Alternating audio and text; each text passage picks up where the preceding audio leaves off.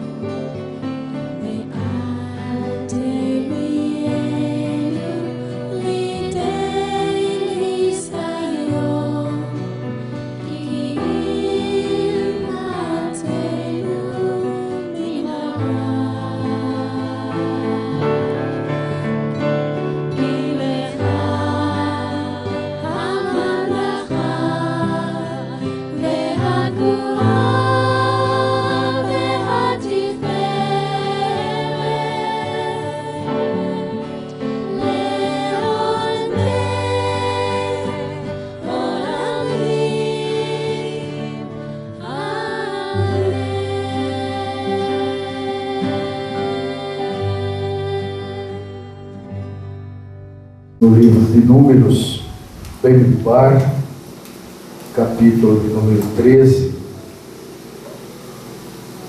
Números, capítulo de número 13. Bemidbar, no deserto, ou em um deserto. Nós estamos na 37ª Parashá, ou 37ª porção da Torá, que tem por nome Shelah Leha. Shelah Leha. Envie para você. Vamos ficar em pé para nós fazermos a leitura de alguns versículos aqui desse capítulo de número 13. Nós vamos ler até o 17, mas eu vou pular do versículo 4 até o versículo 15. Eu vou pular porque fala só em nomes de pessoas. Nós vamos ler até o 17. Os irmãos acharam, amém? Então vamos fazer uma oração. Senhor, nosso Deus e nosso Pai, muito obrigado por estarmos aqui diante da Tua presença e mais um dia, Senhor, podemos meditar na Tua santa palavra. O Senhor nos tem dado esse grande privilégio, Jesus. Ó Deus, abençoa cada vida agora, derrama do Teu poder e da Tua misericórdia. Só Tu, Senhor meu Deus, pode agir em nossas vidas, manifestar o Teu poder, nos dar graça e falar no profundo de cada coração, nos fazendo entender, Senhor. Esclareça pelo Teu Espírito Santo, nos aproxima de Ti. Ó Deus e Pai, assim nós te pedimos e agradecemos no nome de Jesus. Amém. Capítulo 13, Bemidbar, no deserto, o livro de Números, versículo 1 até 17, pulando do 4, de parte do 4 até o versículo 15, nos diz assim: Adonai Deus disse a Moshe: envia alguns homens para fazer o reconhecimento da terra de Canaã, que dou ao povo de Israel. De cada tribo ancestral, envia alguém que seja líder da tribo. Moshe enviou-os do deserto de Parã, como Adonai lhe tinha ordenado. Todos eles eram homens da liderança dentre o povo de Israel. Seus nomes eram, eu vou pular essa parte, que só fala em nomes. Versículo 16. Estes são os nomes dos homens enviados por Moshe para fazer o reconhecimento da terra. Moshe deu a Rocher, o filho de Nun, o nome Yehoshua, ou Oséias, filho de Nun, nome de Josué. Versículo 17. Moshe enviou-os para fazer o reconhecimento da terra de Canaã, instruindo-os: subam ao Negueve e sigam para as colinas. Amém. Pode assentar, glorificando a Deus. Envia é o nome da Paraxá. Envia para você, ou envie. Shelah Lehá. Envie para você. Nós percebemos, né, nessa leitura, até pela leitura inicial, onde eu queria destacar aqui dois nomes da tribo de Yehudá, Caleb, ou conhecido por Caleb, que foi um dos que foram dos 12 príncipes enviados: Shemua, Shafat, Caleb, Igal, Rocher, que é o outro nome aí que é um destaque, Palti, Gadiel, Gad, Amiel, Stur, Nahi e Jeuel. Esses são os nomes hebraicos desses 12 homens que saíram para reconhecimento. O importante é saber que todos eles não eram pessoas comuns. Aqueles que foram enviados eram pessoas de confiança, eram pessoas principais, ou também chamados de príncipes dentre o povo. Eram pessoas então que faziam parte da cabeça, né? Estavam aí no comando de cada tribo que formava ali o povo judeu, que estava no deserto já, vamos dizer assim, próximo da terra, mas ainda não com a ordem para a entrada. E apenas o Senhor determina a Moisés que envie, não para o Senhor, porque o Senhor sabe todas as coisas, né? Mas veja que a Paraxá tem esse nome: envie para você, Shelah Lehá, envie para você alguns homens, príncipes do povo, para que comecem a reconhecer a terra, que espiem a terra, façam aí, né, o reconhecimento da terra que vocês vão entrar, daquilo que vocês vão morar, como é a terra, né? Então foi determinado a eles, logicamente, que eles então percorressem, né, no versículo 18 aqui até o 20, vejam como é essa terra, ele diz: reparem também no povo que vive ali, se eles são fortes ou fracos, poucos ou muitos, e em que tipo de terra eles vivem, se é boa ou ruim, em que tipo de cidades eles moram, abertas ou fortificadas. Vejam também se a terra é fértil ou improdutiva, ou se nela há mata ou não. Por fim, sejam audazes o suficiente para trazerem algumas das frutas da terra, né?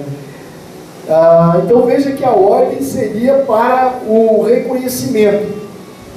E nós sabemos que, logicamente, até os dias de hoje, né, para quando as pessoas entram em guerra e os países entram em guerra, há sempre um reconhecimento antes, né? Hoje nós temos a tecnologia avançada em que os satélites estão aí rodando, né, a Terra. Nós muitas vezes não percebemos, não vemos, devido à distância que eles estão. Ela não é visível aos nossos olhos, mas eles estão aí rodando, né? E os países, logicamente, sempre os países avançados, eles têm um reconhecimento e hoje conhecem toda a Terra, né? Mas naquele tempo havia necessidade de um reconhecimento visual feito pelo ser humano. Ele precisava entrar, ele precisava reconhecer, e o próprio Jesus um dia disse isso: olha, que rei que vai fazer uma guerra, que não senta para saber se o que ele tem, né, o exército dele, é mais poderoso do que o outro? Porque se for ao contrário, o que ele vai fazer? Ele vai enviar emissários, ele vai enviar pessoas lá para tentar um acordo, para que não precise entrar na guerra, porque se entrar na guerra, o prejuízo, logicamente, vai ser muito grande. A pessoa vai entrar na guerra e, por fim, vai se dar muito mal. Então, o próprio Jesus falou que ninguém, e dando essa oportunidade, ele seria louco, nenhum rei seria louco de sair sem conhecer o inimigo, sem ter ideia. Ele poderia até ser enganado, mas ele precisava ter uma ideia do que era o inimigo. E logicamente que as pessoas, sabendo disso, né, sabendo que vão ser atacados, eles às vezes usam de artimanha, escondendo aquilo que ele tem, ou às vezes mostrando até aquilo que não tem, né? Na Segunda Guerra, eles enviaram e perderam alguns homens importantes. Os Estados Unidos perderam, né, daquela força Delta, que é chamada, aquela força especial, porque eles precisavam tomar o local em que os aviões, né, não tinham tanta tecnologia.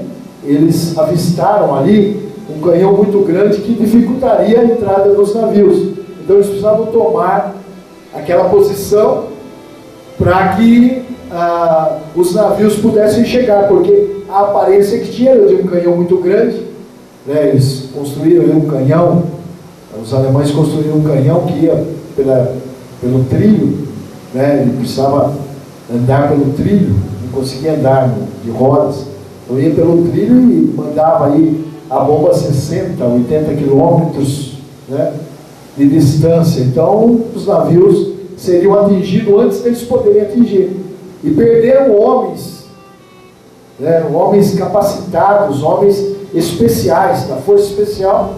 Perderam, chegaram lá, era um poste de telégrafo, né, que eles puseram na posição de um canhão para enganar o inimigo.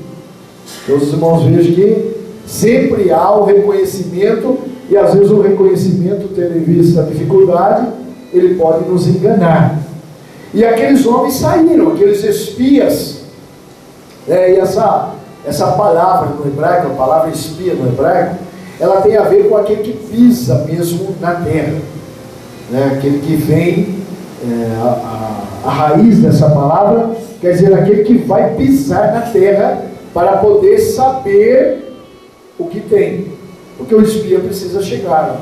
Não havia, né, binóculos, não havia nada que pudesse aproximar, então ele tinha que chegar perto do inimigo, infiltrar-se no inimigo muitas vezes, para levantar, né, a situação. Então, uma das coisas importantes nesses versículos, do versículo 17 ao versículo 20, é que Moisés diz para eles trazerem do fruto da terra. Isso daí vem falar conosco sobre o quê? Que nós aqui também, para entrar, né, na Canaã Celestial, nós participamos dos frutos. Assim como eles, quando os frutos chegaram, participaram daqueles frutos antes até mesmo de tomar posse da terra. Isso vem dizer para nós, no reino espiritual agora, em que nós também tomamos parte dos frutos daquilo que nós vamos ter. Então nós já podemos viver aqui algo semelhante ao que nós vamos encontrar quando estivermos na presença do Senhor. Então o Espírito Santo traz para nós, para a igreja, os seus frutos, ou melhor, o seu fruto, ele traz para nós, para que nós possamos saborear algo que teremos na eternidade, algo especial.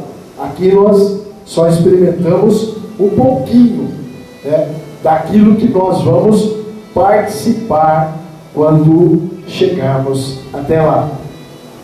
Então, podemos sim participar dos frutos da terra, mesmo sem estar lá ainda. Muitos ali comeram e também não entraram,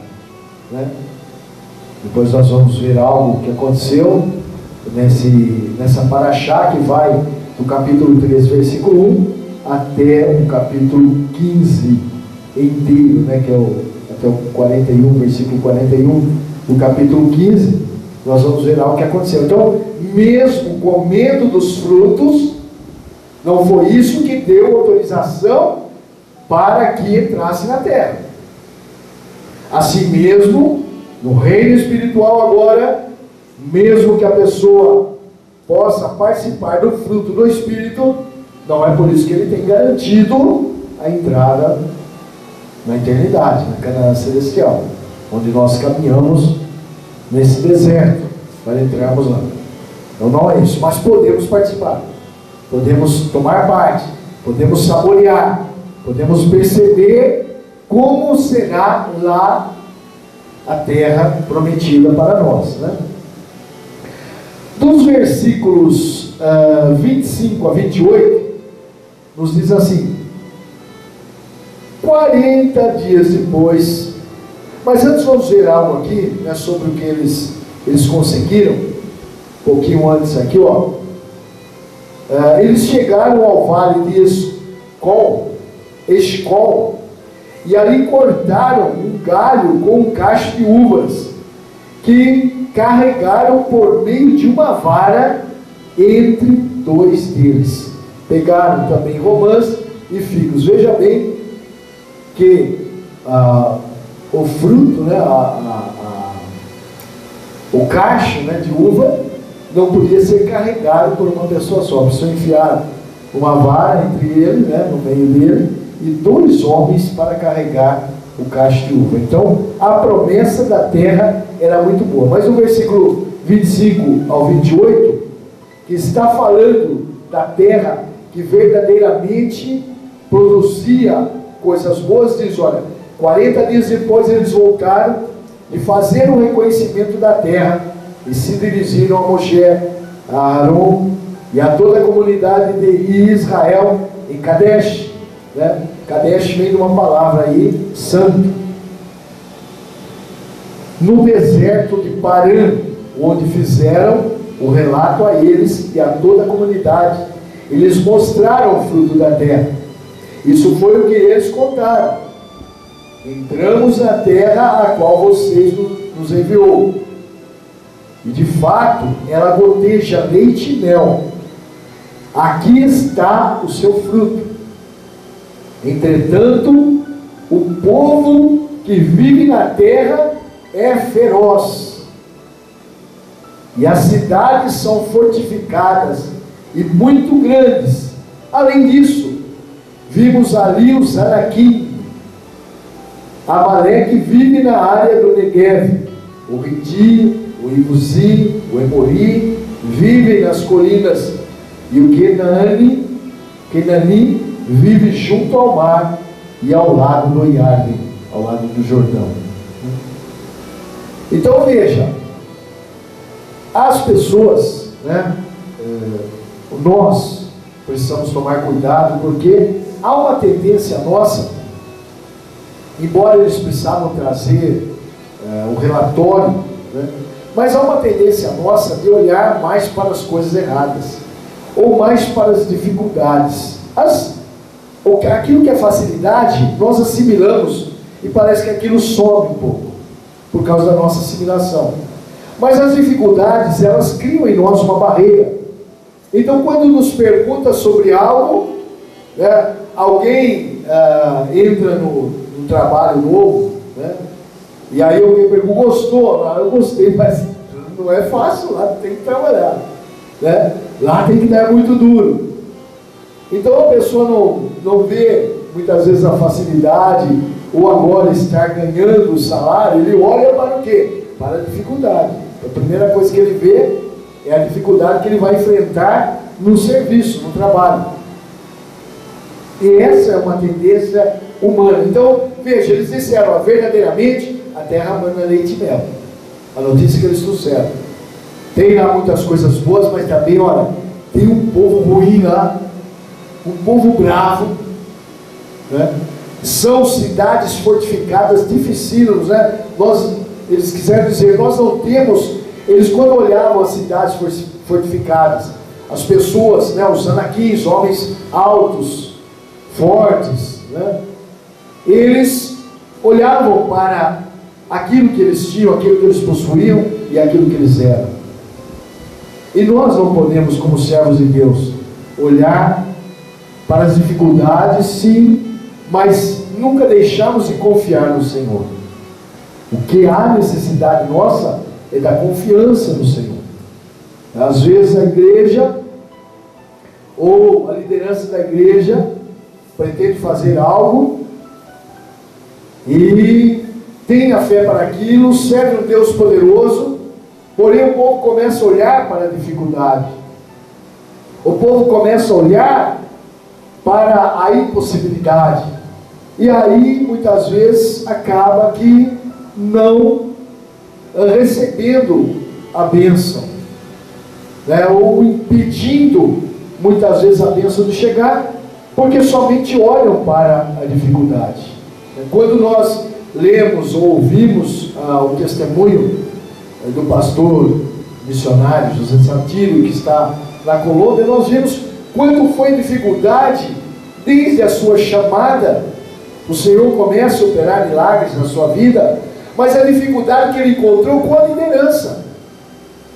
Porque ao dizer que ele estava disposto, né, a ir para a Colômbia, que o Senhor havia mostrado a cidade para ele, Cúcuta, né, e mostrou, e até havia levado ele até lá, ele foi trasladado, né, para lá, em um momento ali de oração, na sua casa, ele morava no fundo da congregação, onde ele dirigia. Mas ao chegar para os líderes, todos eles viram muita dificuldade.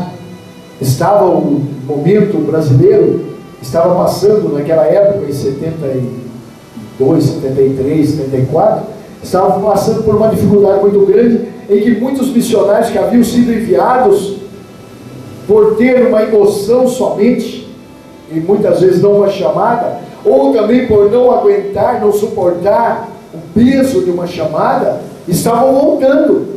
E a igreja se viu envergonhada, os líderes se viram envergonhados de ter feito tanto para enviar, e agora eles retornavam dos países onde foram enviados, né? Então a vergonha era grande, a pessoa foi lá para ganhar almas e está retornando, né, cabisbaixo.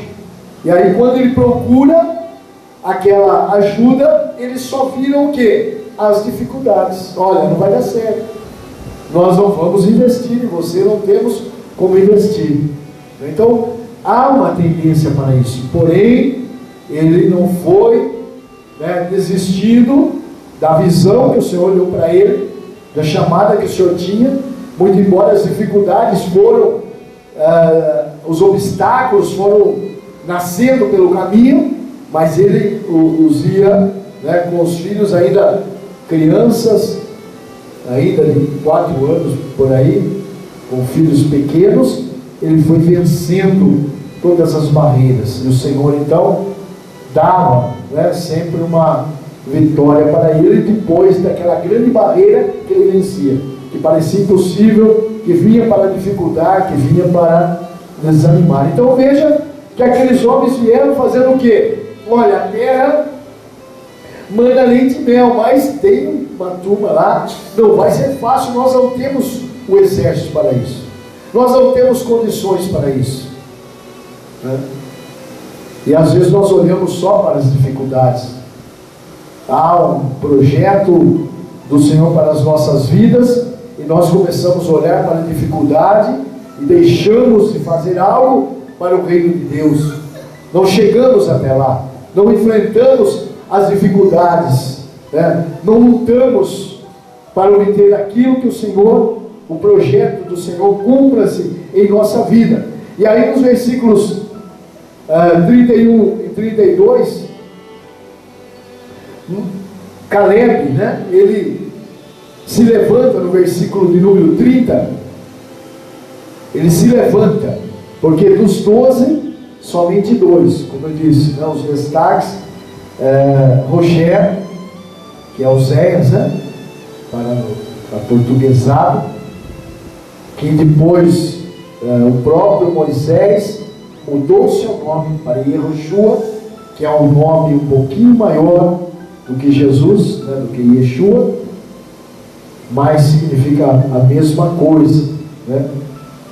Rocher, Salvador, e Yehoshua, o Senhor, Deus eterno, é o Salvador.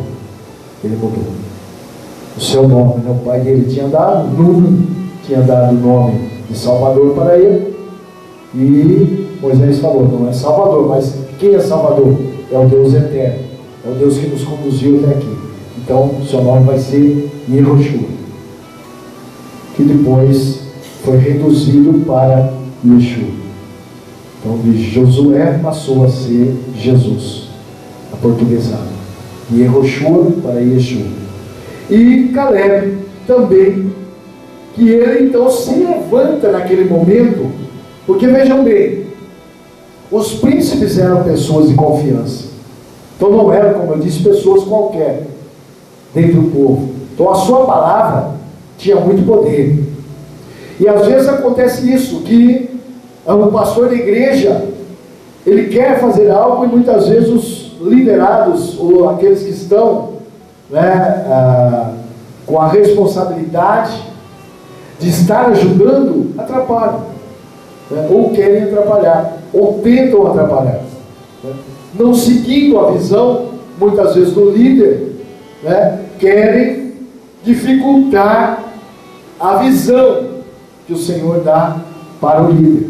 E foi o que estava acontecendo aí. 10 vieram falando, bom, Caleb então ele se levanta, silencia o povo, e aí ele diz, ó, no entanto os homens que foram com eles disseram, não podemos atacar esse povo porque eles são mais fortes do que nós. E eles espalharam um relato negativo a respeito da terra, de que haviam feito um reconhecimento para o povo de Israel, dizendo, a terra pela qual passamos a fim de espiá-la é uma terra que devora os seus habitantes. Todas as pessoas que vimos lá são gigantes. Sabe que há uma tendência nisso, né? Quando nós ficamos com medo, nós achamos que o oponente é sempre maior, e às vezes não é tanto, né? O nosso medo, que o medo faz nós vermos coisas, mas a gente, né, a pessoa que tem medo escuro começa a ver vulto, começa a ver assombração, começa a ver um monte de coisa, começa a ouvir barulho, né? Se a gente, quando a gente está olhando aqui nas madrugadas, a gente ouve, né, um madeiramento lá em cima, às vezes faz barulho, né? Quando a gente orava ali no Jardim Brasil, que tinha os bancos de madeira, os bancos estouram, principalmente na época de frio, né? Eles se contorcem. Então, durante o dia mais quente, à noite esfria, a madeira retrai. Então, os bancos estouravam. E se a pessoa tiver medo, ele sai correndo. O que é isso aí, né? O que é esse barulho? Então, aqueles estouros, a pessoa sai correndo de medo, né? E isso acontece. Então a pessoa aí começa até ver. O medo se torna tanto que o cérebro dele trabalha desfavoravelmente e ele começa a ver aquilo que não existe. E quando nós temos medo, então o nosso oponente ele fica maior. Ele dá uma impressão de ser maior. E foi o que eles falaram. Quando Caleb tenta silenciar o povo, né, dizendo que nós podemos conquistar, eles falam, não, de maneira nenhuma. A terra devora os seus habitantes. Se devora os habitantes, não era para ter ninguém lá, né? Era para ser uma terra deserta. E se tinha tantos habitantes assim tão fortes, porque a terra era boa. Ela produzia algo bom que faria com que eles também um dia fossem fortes, como os seus oponentes. Mas a pior coisa é o quê? É não confiarmos na visão de Deus, e que é o Senhor então que vai cuidar para que as barreiras sejam quebradas, para que as barreiras, que as dificuldades, elas não se imponham, não possam se impor ou prevalecer. Nós estávamos ali no Jardim Brasil, o vizinho tacava pedra no telhado, nas nossas vigílias, né? E fazíamos lá pianinho, sem microfone, falando baixinho, cantando baixinho, né? Não fazíamos barulho, e no entanto havia um alvoroço das pessoas contra. Mas confiando no Senhor, Ele nos abre uma porta grande, né? Que podemos aqui fazer um culto normal aqui durante a madrugada, que não temos problemas com vizinhos nem à esquerda, nem à direita, nem no fundo, nem na frente. Nunca nos incomodaram, né? Desde que nós estamos aqui, podemos aí de madrugada fazer o barulho que for, nunca há reclamação, nunca houve até os dias de hoje uma reclamação contra nós. Por quê? Confiamos no Senhor. Olha, o Senhor é que vai dar. Nós às vezes queremos, né, achar que é impossível, que sempre haverá dificuldades, problemas, né? No entanto, quando o Senhor dá, Ele dá com abundância. Então não podemos ter medo. Mas as pessoas fizeram o quê? Lançaram medo para os habitantes. Os príncipes ali vieram com uma visão errada. Ora, havia promessa de que eles tomariam Canaã, que eles tomariam, que o Senhor deu aquela terra para eles. E quando nós percebemos a medida da terra, nós vemos que não é, hoje Israel é um pedaço, né? Nem mesmo Belém, Betlehem, né? Não está sob a autoridade palestina. Os judeus não podem entrar na cidade de Davi, o principal rei, né? Eles não têm domínio sobre a cidade onde nasceu, né, o maior rei de Israel. Eles não podem ir lá porque a autoridade palestina que está ali. Então eles estão num território ali pequeno. Quando nós olhamos, ela vai até o Iraque, porque se ela fala do rio, né, ela dá as medidas lá. Então você vê que o território que um dia no milênio Israel vai assumir vai ser bem mais extenso do que o que eles estão hoje, ou até mesmo mais extenso do que o próprio rei Davi e Salomão, que foram os que tiveram uma extensão de terra maior nos seus reinos, puderam viver, porque vai ser o rei dos reis, o Senhor dos senhores, o rei da terra vai estar vivendo ali, né? Então eu creio que as medidas ali que o Senhor deu, somente no milênio eles vão chegar com as medidas corretas ditas, né, pelo Senhor. Então eles tentaram, e aí trouxe o quê? Murmuração. Trouxe medo para o povo começa a murmurar. Capítulo 14, versículo 1 ao 4. Nesse momento, todo o povo de Israel gritou desesperado e chorou durante toda a noite. Ficaram tão assustados que nem dormiram. Tão assustados com as palavras. E agora como nós vamos lá? Como nós vamos chegar até a terra prometida? Né? Com essa dificuldade. Choraram a noite inteirinha. Além disso, todo o povo de Israel começou a murmurar contra Moshe e Aharon. Toda a comunidade lhes disse: desejaríamos ter morrido na terra do Egito, ou morrido aqui no deserto. Não sei porquê, né? Porque se vai morrer, tanto faz morrer no deserto, no Egito, ou lá em Canaã. Mas veja o que acontece com a pessoa. Ela fica tão desanimada que ela já preferia ter morrido. E não estava nem guerra, nem luta, né? Mas já estavam falando que deveriam ter morrido já antes. Porque Adonai está nos levando a essa terra onde morreremos à espada? Ué, vocês iam morrer no Egito, morrer no deserto. Nossas mulheres e filhos pequenos serão levados como despojo. Não nos seria melhor voltar ao Egito? Olha a pergunta. Olha a pergunta. E eles diziam uns aos outros: vamos escolher um líder e voltar ao Egito. O povo rebeliou. Aí a rebelião, né? Já virou não só murmuração, mas virou rebelião. Por quê? Eles estavam, e a rebelião começa com murmuração. O povo começa a murmurar do líder, do dirigente, e depois se rebela contra ele. Deus nunca está nas rebeliões, porque se ele tem que escolher o líder, ele escolhe. Não é o povo que escolhe. Não foi o povo que escolheu Moisés, né? Foi o Senhor que escolheu. Então eles poderiam até dizer assim: vamos orar ao nosso Deus para que ele levante outro líder. Não, vamos nós escolher. Quer dizer, aí o líder segundo a minha vontade, não segundo a vontade do Senhor. Um erro muito grande, né? O povo certa vez pediu um rei, não tinha um rei, e Samuel ficou tão chateado, falou: Senhor, o povo não gosta, mas me rejeitou. Ele falou: não, Samuel, me rejeitaram, não a você, porque você é comandado por mim e o povo está sendo comandado por mim. Então, se eles te rejeitam, eles estão me rejeitando, né?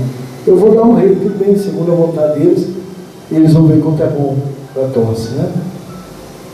E assim, então, o povo muitas vezes se rebela contra a vontade do Senhor, só que só vem a sofrer, né? Só passa a sofrer, não esperam muitas vezes a vontade. Era a vontade do Senhor de dar um rei no tempo certo, mas ele seria no tempo certo, mas não, eles quiseram adiantar e sofreram por isso, por eles terem pedido um rei.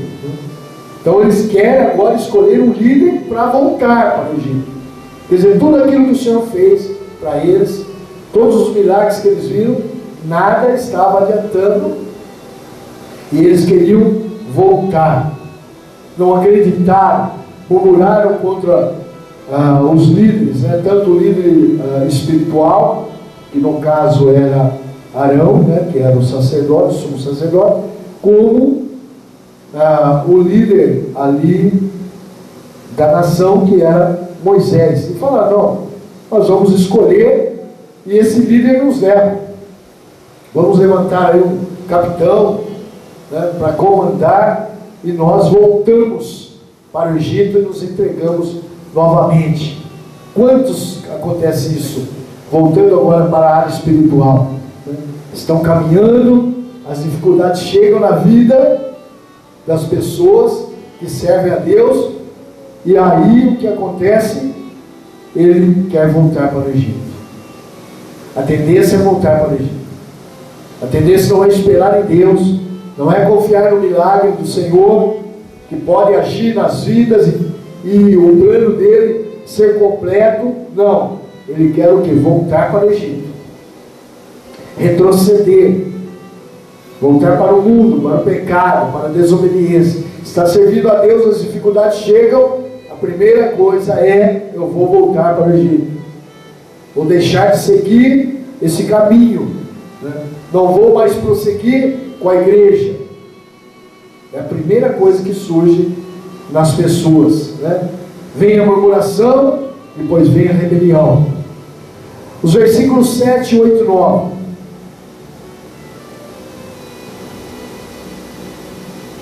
E disseram a toda a comunidade de Israel: a terra para a qual passamos a fim de espioná-la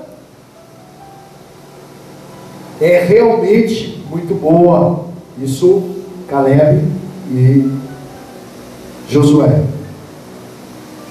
Se Adonai se agradar de nós, ele nos levará àquela terra e dará a nós a terra que goteja leite e mel.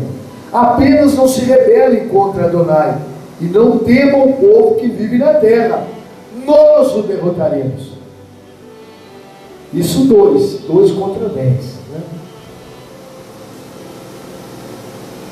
A defesa deles foi tirada e Adonai está conosco, não tenham medo deles. Quando, porém, toda a comunidade dizia que eles deveriam ser apedrejados até a morte, né? Veja, os 2 se levantaram em defesa da visão de Moisés, e aí eles quiseram apedrejar, né? Até a morte. A glória de Adonai apareceu na tenda do encontro para todo o povo de Israel. Então, quando iam morrer, eles iam matar os 2, né? O povo estava disposto a eliminar qualquer um. Quando viram que eles se levantaram em favor de Moisés, dizendo que não era assim, que precisavam confiar, que o Senhor é poderoso, se o Senhor havia prometido, ele ia dar, bastava o que? Ser obediente, bastava andar nos caminhos do Senhor, que tudo que ele havia prometido ia acontecer, ele ia fazer, porque é ele que dá. Eles iam matar, a glória do Senhor aparece na tenda do encontro, né? Fica ali a prova de que o Senhor se levanta naquele momento em prol daqueles 2 homens que iriam morrer, a população ia exterminar, estava facinho ali de acabar. Se já estavam contra Moisés e Arão, que eram os 2 líderes, quanto mais os liderados, né? Iriam matar da mesma forma. Porém, a Bíblia diz no capítulo de número 14, versículo 11, que há o que então? Uma ira. A questão é essa: é se levantarmos contra aquilo que é de Deus, e a ira do Senhor. Então Adonai disse a Moshe: por quanto tempo mais esse povo vai me tratar com desprezo? Por quanto tempo ainda não crerão em mim, considerando-se especialmente todos os sinais que realizei entre eles? Nuvem, fogo, mar, codornizes, água, certo? O Senhor tinha feito por eles, e o povo murmurava, ainda não confiava. Uma coisa nos prova isso, que o povo não pode viver só de milagres, né? O milagre, o que acontece é o seguinte: se o povo não viver da palavra, ele de milagres não consegue. Por quê? Vai ter que ter um milagre, e a pessoa acostuma, né? Olha, veio aqui alguém que estava, né, sei lá, eu tinha alguma doença exposta, né?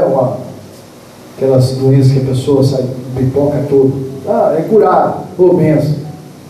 Se começar todo mundo ser só curado isso, o povo desanima. Precisa o que agora? Não, precisa haver alguém aqui que tenha a mão seca e ela se torna natural de novo. Acontece. Se começar só isso, não adianta. O povo vai querer mais. Isso daí fica comum. Ah, está comum? Vai lá. Precisa o que agora? Precisa um paralítico andar. E assim vai. O milagre tem que ser sempre maior. O próximo milagre tem que ser maior. Porque o povo vai se ligar no que? Nos milagres. E a hora que parar ou acontecer alguma coisa, o povo desanima. Então milagres não levam ninguém, né, para o céu. Eles ajudam, auxiliam, mas o povo não pode viver de milagre. Tem que viver da palavra de Deus. É ela que traz consistência para a nossa vida, para a nossa consciência, e nos aproxima do Senhor. Os milagres são privilégios que nós podemos ter. E o Senhor tinha feito já muitos milagres, e isso daí não valia nada, porque precisava um milagre maior para que eles acontecessem. O Senhor então se ira contra eles e diz: vou feri-los com doença, destruí-los, e farei de você uma nação maior e mais forte do que eles. Fala o Senhor, fala para Moisés: vou destruir todo esse povo aqui. Até quando eles vão continuar não vendo tudo aquilo, não reconhecendo, né, aquilo que eu tenho feito? Mas Moisés, como líder, né, e o líder, muitas vezes, mesmo sendo desprezado, a Bíblia diz que nós devemos orar pelos nossos inimigos. Jesus diz que nós devemos orar por aqueles que nos perseguem, orar pelos nossos inimigos. Moisés, a partir do versículo 13 até o 18, ele faz uma intercessão pelo povo. Ele poderia falar: não é isso mesmo, Senhor, eles querem me matar, queriam matar aí Josué, Caleb, pode matar eles, mata mesmo. Já que o Senhor vai fazer um outro, o Senhor promete, eu creio, eu sei que o Senhor é poderoso para levantar um novo povo de mim, né? Então faça, porque eu creio. Não, ele intercede pelo povo. Não, Senhor, não faça isso. Sabe por quê? O que vão dizer as nações que o Senhor tirou nós do Egito para matar aqui no deserto? O que as nações vão dizer? Depois de tudo que o Senhor fez por nós, agora vai exterminar a esse povo no deserto? Vamos falar o que? Não faça isso, né? Moisés então acaba como líder verdadeiro, intercedendo ainda pelo povo, depois de todo o desprezo, depois de toda a perseguição, mostrando, né, o querer mostrar, o querer ensinar que o verdadeiro líder, né, ele está sempre do lado do povo, amando, mesmo não sendo amado, mesmo sendo desprezado, ele ainda tem por obrigação a orar por aqueles que perseguem a ele, orar pelos seus inimigos e deixar que Deus faça o resto, né? Mas a nossa parte nós precisamos fazer até como parte de intercessão. Então, mesmo que seja o nosso inimigo, o nosso perseguidor, um dia vem pedir-nos oração, nós precisamos orar por ele, né? Interceder e ajudar, estender a mão, né? Dos versículos 39 até o 43, nós vemos o quê? Que o povo toma o arrependimento. Quando eles sabem o que o Senhor ia fazer com eles, houve um arrependimento. Porém, um arrependimento de forma contrária. A que ponto? Eu, quando me arrependo, eu não posso ditar as regras, né? Eu não posso tomar as minhas decisões próprias. Eu preciso me arrepender, me humilhar e esperar no benefício do Senhor para a minha vida. E eles então quiseram fazer: não, nós vamos subir ao monte, e aí nós vamos lá adorar. E Moisés fala: não faça isso, não faça que vocês morrem. Não faça. Eles se arrependeram, beleza, fiquem quietos. Não vão extrapolar o arrependimento, né? Então temos que ter calma, temos que agir com consciência, agir com responsabilidade, e não queremos aí agora demonstrar. Já basta, você arrependeu, amém, parou, arrependeu, não vai fazer mais, beleza. Não precisa muitas vezes querer, ou esperar então que haja uma decisão, um consenso, o que o Senhor fale com o líder, a forma que eles devem fazer agora. Não, eles já quiseram subir, vamos subir aos montes e adorar o nosso Deus. Ele falou: não suba porque vocês morrem. Ele mata, né? Vocês se arrependeram, não vão fazer isso. Até porque a forma de adoração seria ali diante de Arão, né? Ele era o sacerdote, e eles então precisariam levar o sacrifício para ele, e não eles querer e sacrificar, tomar a posição do responsável, né? Tomar a liderança ali daquele que era responsável e querer fazer pelas próprias mãos. Ele falou: não façam isso. Há um caminho certo, há um caminho a ser percorrido. Não inventem caminho, não tomem posições que não são suas. para onde não foram chamados. Procurem aquelas pessoas que são aqueles que o Senhor levantou para fazer a reatação da amizade. Não tome decisões próprias. E eles quiseram, parecia até bonito, né? Eu vou lá no monte sacrificar e adorar. Não, não faça isso não. Né? Tem um lugar, tem a tenda, né? Tem lá o tabernáculo, estava lá no meio do povo. E Moisés não se arredou. O povo estava saindo, Moisés e Arão ficaram lá. Ficaram, permaneceram, né? Eles continuaram ali no versículo 44, 14, 44. No entanto, eles eram presunçosos e partiram em direção às partes altas da região montanhosa, ainda que a arca de aliança de Adonai e Moshe permanecessem no acampamento. Então os amalequitas e os cananitas que moravam naquela região montanhosa desceram, atacaram e os derrotaram por todo o caminho de Ormá. Avisados eles foram. Moisés falou: não vou, que o Senhor não está no negócio. A tenda é aqui. Não, eles querem ir lá, né? Eles querem ir lá. E nós já passamos por aqui coisas assim, né? Pessoa querendo ela tomar conta, levando alguns para o monte, né? Sem o conhecimento da liderança, sem o conhecimento do pastor, e muitas vezes não trazia para o dia da oração aqui, mas queria eles fazerem a rebelião, né? E veja aqui o que acabou acontecendo. Eles foram, teimaram, Moisés ficou, a arca ficou, né? E eles foram para morrer. Arriscaram sua vida, não aceitaram, talvez não creram, falando: não, agora a gente reconciliando, o Senhor vai estar ao nosso lado. Não, sempre tem a liderança. Essa lição aqui nos fala muito sobre seguirmos a liderança, estarmos de acordo com a visão que o Senhor dá ao líder. Estamos para auxílio e não para transtorno.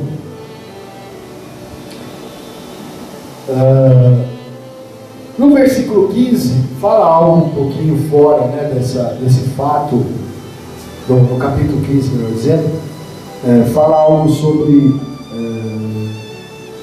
e no versículo 15, capítulo 15, versículo 15, fala algo muito importante para o povo. Diz assim: pois essa comunidade terá a mesma lei para vocês e para o estrangeiro que vive com vocês. Este é um regulamento permanente por todas as gerações. O estrangeiro será tratado da mesma forma diante de Adonai e de vocês. Então aqui uma coisa que o mundo busca: igualdade, né, para todos. Já naquela época o Senhor então demonstra que o povo devia agir com igualdade, não devia fazer acepção de pessoas. Não eram judeus, quando eles entrassem na terra, e pessoas que não fossem judeus, que estivessem entre eles, a mesma lei que valesse para os filhos de Israel, os judeus, valeriam para todos os estrangeiros, né? Não haveria uma lei diferente, não teriam privilégios porque eram judeus. Eles teriam que agir da mesma forma com o estrangeiro, não ser diferente. Que trata os nossos filhos, vamos tratar também os estrangeiros. Isso é uma coisa magnífica em saber quando foi escrito, né? Se hoje nós ainda não conseguimos muitas vezes alcançar essa liberdade entre os povos, mas o Senhor já planeja isso para Israel, já naquela época. Muito embora eles podem não ter obedecido, né? Mas é plano do Senhor. A igualdade entre as nações, entre as pessoas, é plano do Senhor. A lei vale para todos. Todos. Ninguém tem o privilégio, por ser filho, né, o privilégio do outro. Toda lei deveria ser feita, igualitária, né? Todos teriam o mesmo tipo de julgamento, e isso é importantíssimo dentro da lição de hoje. Depois também nós vemos sobre o Shabat, né, o sábado, como era importante para os judeus, dos versículos 32 a 36, fala de um homem que foi cortando lenha no dia de sábado e levaram até Moisés e perguntaram o que faria isso, a quem, ou a esse ou a todo aquele que trabalhasse, né, por conta própria no dia de sábado. Então acabou que Moisés, orando a Deus, teve a resposta de que deveria ser morto. Logicamente que nos nossos dias, né, não vão fazer isso, muito embora lá em Israel eles têm, né, principalmente os judeus ortodoxos, eles lutam bem para que todos parem no sábado, não trabalhem no sábado, né? Mas não chega a esse ponto de ter que matar alguém, ou mesmo nem a lei de Israel não autoriza ninguém a morrer porque trabalhou no dia de sábado. Não há essa visão das leis dos dias, mas naquela época havia necessidade de mostrar algo. Era mais difícil, a pessoa pagava com a vida, porque havia necessidade do que? De criar uma nação santa. E para o povo duro, você tem que agir com dureza. Para os que são mais mole, você age com moleza, né? Mas para quem é duro, você age com dureza. Senão você não consegue dominar, né? Você pega aí um cavalo bravo, você tem que agir com dureza para que ele saiba. Você pega um cachorro, né? Tem cachorro que morde o dono, não respeita o dono, por quê? O dono nunca pôs respeito nele. Quando o dono coloca o respeito, ele pode morder os outros. O dono, ele só morde se tiver enganado, né? O dono vai apartar e ele não sabe o que está acontecendo, pode morder, mas vamos dizer assim, de livre e espontânea vontade, ele não morde o dono, ele vai respeitar, porque o dono impõe. Quando o dono não impõe, né, até o filho bate no pai. Então o filho chega a bater no pai quando o pai não impõe o respeito, a mãe não impõe o respeito, né? Acabam batendo. Então tem que se agir com dureza com aqueles que são mais duros. E naquela época havia dureza de coração, então se agia com dureza também, pagava-se com a vida. Trabalhou? Morre. Para mostrar ao povo a necessidade, né? E aí então, e para mostrar também o quanto era considerado pelos judeus o dia de sábado. O sábado, né, para eles. E uma coisa importante também no capítulo 15, versículos 38 até o 41, que nós não podemos deixar de falar, nós estamos já terminando, 38 ao 41, diz assim, olha, 37, Adonai disse a Moshe, fale ao povo de Israel, instrua-os a fazer em todas as gerações tzitziot, né? Que são aquelas franjas, nos cantos de suas roupas, e as colocarem com a tzitzit, que é os barbantinhos, né, as franjinhas que vão sendo amarradas. De cada canto, um fio azul. A tzitzit servirá para vocês olharem para ela e se lembrarem de todas as leis do Senhor, obedecerem a elas para que não sejam desviados pelo próprio coração e pelos olhos, sendo levados a prostituir. Que ela os ajude a se lembrarem de todas as minhas mitzvot, ou leis, a obedecerem a elas, serem santos para o seu Deus. Certo? Então, a roupa para Jesus, ou melhor dizendo, para os judeus, era muito importante e foi determinado, né, pelo Senhor. Então, aquela franja, eles usam hoje, né, um talit, que antigamente era um roupão, né, então era aquela roupa que entrava no pescoço, né, e às vezes tinha a saída para o braço, às vezes não tinha, era inteira, aí se passava um cinto, e nas pontas delas, 4 pontas, que era feita uma roupa quadrada, né, como esse papel aqui, e aí colocar na pessoa. Então nas 4 pontas iam esses fios, cada ponta com um fio azul, e entrelaçavam, e eles faziam 5 nós. E a forma de fazer o nó, cada tribo tinha a sua forma de nó. Então, se você olhasse uma roupa de um judeu, né, embora todas essas tenham 5 nós, para se lembrar, né, dos mandamentos, de cumpri-los, para não seguir os desejos próprios, lembrar da saída do Egito, que o Senhor é o nosso Deus, né, eles faziam os nós diferentes, cada tribo tinha o seu nó. Então você olhava, via a roupa, sabia que tribo que era aquela pessoa, porque ela seguia a tradição de fazer os nós do mesmo jeito da sua tribo. Eles faziam isso. E hoje, como as roupas mudaram, não são mais aqueles roupões, aquelas túnicas, né? Então o que eles fizeram? Eles fizeram o chamado chave de oração, né, que é o talit de oração, e tem um que é grande, que eles cobrem a cabeça, né? E aí elas têm as 4 pontas também, e tem outro que eles usam em si. O grande é chamado de talit hagadol, e o pequeno é chamado de talit hagaton. O talit grande, talit pequeno. O talit pequeno eles vestem como uma camiseta, e você vê os judeus ortodoxos, né? Ali passa sobre a altura da camisa, passa os fios para trás e para frente, passa 2 fios, né, 2 nozinhos, né, para frente e 2 para trás, que é o talit que eles usam, porque eles não oram sem aquilo. Então, para não ter que estar cobrindo a cabeça toda vez, eles vestem o catom, a camiseta. Então, quando eles precisarem orar, eles já estão vestidos adequadamente. E isso foi tão importante, né, que a Bíblia nos fala, né, as pessoas em Mateus 14, 34 a 36, falam que as pessoas chegavam lá e tocavam nas franjas de Jesus. As franjas era esse amarrado que eles tinham por santo aquilo. Aquilo era um modo, e é hoje, para os judeus ortodoxos, é algo consagrado, né? Eles precisam orar com aquele chave.